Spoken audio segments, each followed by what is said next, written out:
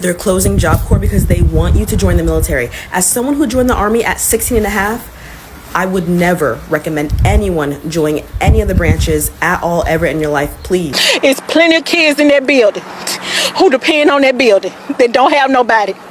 Plenty of kids that don't have a parent or nobody in their family like me. Nolan says she had to pick up her daughter from Job Corps without any notification from an official at the facility. She says the most painful part, never being allowed to help her child with her belongings. To watch my baby bring all her belongings down with 4 other students who were residents here was heartbreaking. They done created a domino effect. Them kids in there, that aggression gonna come out some way, and all aggression don't come out in a helpful way. Listen up, y'all. I just want y'all to know, Trump has destroyed the damn country. We gonna put it like that. Yes, Trump, you did your big one. What else there you can do? As you all know, that majority of all the Job Corps centers has been on pause, and all students will have to report home or report back to the system or report back up on the court order to the courts. Some kids are, some of the students that we have throughout the entire center, are in foster care systems and, court orders. So it's a lot to take in. We're trying our best to make sure they are housed, they are sheltered. And number one rule is we got to make sure that they don't lose hope. So y'all keep these babies in your prayer. Yes, they are babies, because guess what? At the end of the day, you all made mistakes and so will they. But it's up to us to change it, make a difference, continue to pray, and continue to let those kids know that we will be all right. Okay? What really happens when a program meant to give young Americans a second chance gets stripped away overnight? Today we want to take a closer look at how Trump's administration quietly dismantled Job Corps centers, leaving thousands jobless, stranded and shocked, including even many white Americans who never thought it would hit home. Let's have a look, then we'll be back to unpack what's really happening. Hi, they're shutting down Job Corps. They're shutting it. Department of Government Efficiency is shutting down Job Corps. They're stopping funding it.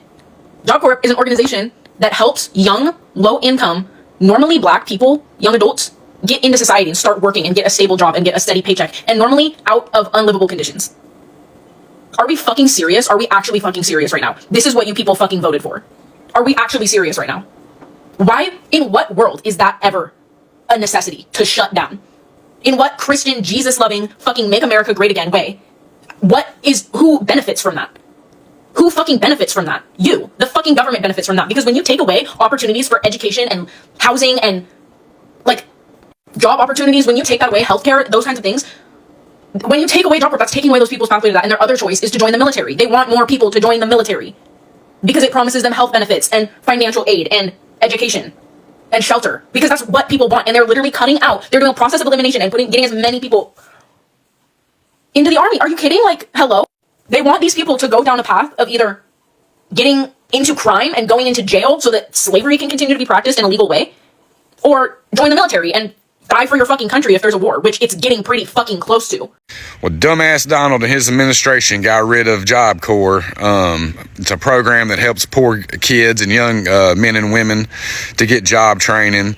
And a lot of times it puts them in, it's like an apprenticeship basically. And my uncle was actually in Job Corps, and he swears by it. He said he wouldn't be the man he was today if it wasn't for Job Corps. And he was a young, white, rural, poor kid. I mean, my grandparents had nothing. And it was a huge help for him. But I'm going to show you a news clip of what's actually happening. And then I'm going to show you some articles of what the Trump administration said would happen. Where are you going to go?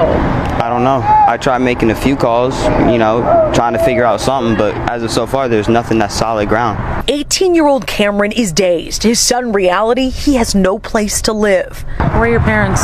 One is in jail, the other is dead. He lived at Detroit Job Corps on Detroit's west side, a career training facility for young people. A sad scene. Friday afternoon, dozens lugged garbage bags full of their belongings, some into their parents' trunks, and others, well, they didn't have anywhere to go.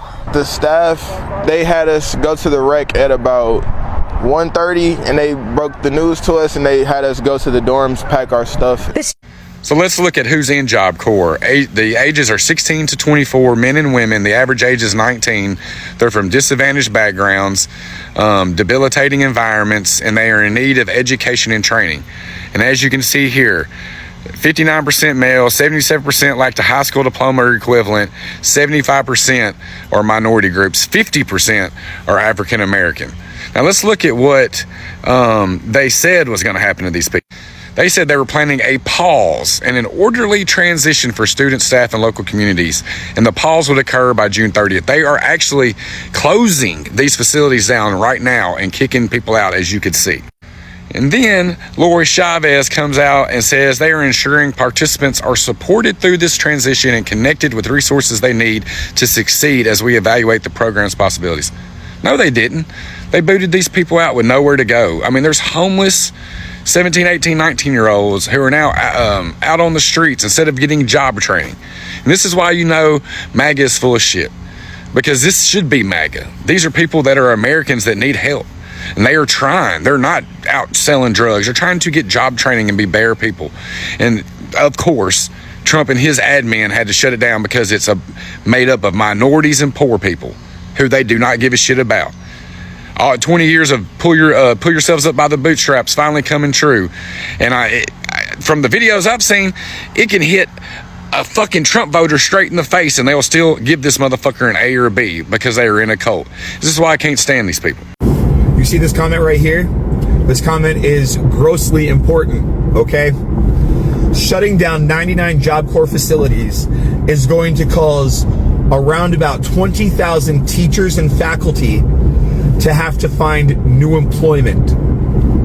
Not only that, it is going to take over 20,000 kids between the ages of 16 and 24 and cause them to become homeless and face a housing crisis. And not just that, but it is going to take away their future that they have been working so hard towards.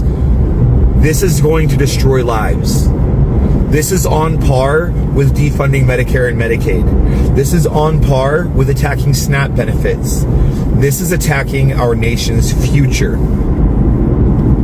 This shouldn't be allowed to happen. They want young adults and minors ages 16 to 24 to be homeless because that's what's going to happen. Job Corps is scheduled to end 99 facilities by June 30th, which will leave young adults and minors ages 16 to 24 who don't have a place to go. They will be homeless. They are all up my FYP right now, showing themselves having to pack with nowhere to fucking go. A lot of people don't even know what Job Corps is. It is an organization that is designed, it's almost like college, but it allows ages 16 to 24 young adults and minors to get skills. Skills for being an automotive technician, trade skills, being an electrician or being a plumber. And essentially, they live there, they live on campus, they build a community, they are paid, it's very little wages, but they can also utilize financial aid for their material and for their everyday living necessities and expenses. And now they're just going to take it away. They're going to take it away because they want low-income people to fucking perish. That's what they want. That's what they want. And yes, there's a lot of people of color who depend on Job Corps. Black, brown, and there are some that are white, low-income individuals who don't have anywhere to go, who won't have anywhere to go. They are packing, they are crying, they are losing their family, essentially, and they're losing their resources. And I know people are going to say, oh, you're depending on the government again. Depending on the government, not so much. They are utilizing the resources provided. What is so different about Job Corps than going to college and getting financial aid and getting a Pell Grant? The only difference is that when they get out of that, they are going to have a job. They're going to have a trade skill. Y'all complain nobody wants to do this work and nobody wants to work. Now you're taking away the only people who will be trained to do said work. You are fucking idiots. I promise you that. Whoever voted this way, kick fucking rocks barefoot, bro. So what you've seen is that the Job Corps program has for decades been a lifeline, especially for underserved youth looking for a path out of poverty. And under the Trump administration, dozens of these centers were either shut down or defunded with virtually no warning. And the most shocking part is that the backlash wasn't just from Black or urban communities. It hit small white working class towns the hardest, places that had long voted red and felt secure in their support for Trump. And across America, you'll find voices of betrayal from former Job Corps trainees to parents and even ex-staff who say they were blindsided, yeah. And one woman from Kentucky said, I voted for Trump. I never thought he'd come after our kids like this. And in Montana, entire local economies were impacted when training centers closed, cutting off not just opportunity for youth, but also the job of instructors, security staff, cafeteria workers, and maintenance crews. And we see that the Trump administration justified it under the guise of cost-cutting and efficiency, but critics argued this was a direct hit on low-income Americans across all races who relied on these programs for a fresh start. And now, with thousands left in limbo, the long-term effects are beginning to show: increased homelessness, joblessness, and communities with no clear path forward. And as more white Americans wake up to the reality that political decisions don't always protect their own, the question remains, was this the wake-up call they needed, or just the beginning of regret? So stay tuned as we dive deeper into these voices, their stories, and what this means for the future of America's youths.